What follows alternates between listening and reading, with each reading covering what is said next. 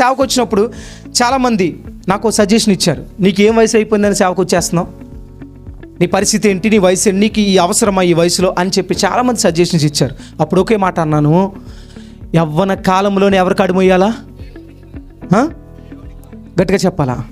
దేవుని కాడుమోయాలి. ఎందుకంటే తెలుసా, నా యవ్వనం అంతా అయిపోయిన తర్వాత కాదు, నా శరీరంలో రంగు పొంగు అయిపోయిన తర్వాత కాదు. నేను మళ్ళీ చెప్తున్నా, ప్రభు కొరకు ఎప్పుడు బ్రతకాలా, ఎప్పుడు రక్షణ పొందాలి, ఎప్పుడు బాప్తీసం తీసుకోవాలి, ఎప్పుడు ప్రభు పరిచయం చేయాలి, ఎప్పుడు ప్రభు కొరకు బ్రతకాలా అని అంటే శరీరంలో రంగు పొంగు ఉన్నప్పుడే, యవ్వన కాలంలో రక్తం తొణికిసలాడుతున్నప్పుడే, కోరికలు ఎగసి పడుతూ ఉన్నప్పుడు ఆ కోరికలు అదిమి పట్టి తొక్కి పట్టి ప్రభు కొరకు మండే అగ్నిలా నిలబడితే ఆ యవ్వనమే, ఆ పరిచర్యే ఎవరికి ఇష్టం? గట్టిగా చెప్పాలా? దేవునికి ఇష్టం.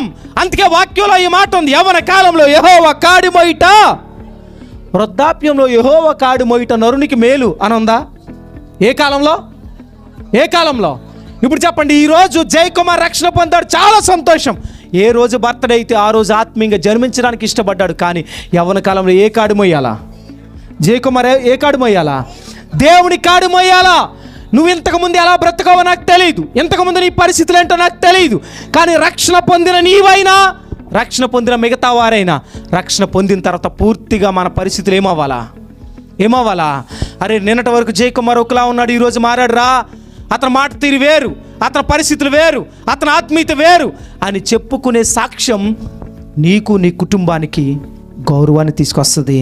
నీకు రక్షణ ఇచ్చిన నా దేవునికి కూడా మహిమను అలా బ్రతకాల.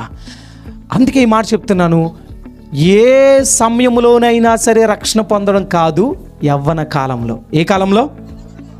నేను నమ్ముతాను, యవ్వన కాలంలో దేవుడు నన్ను రక్షించాడు.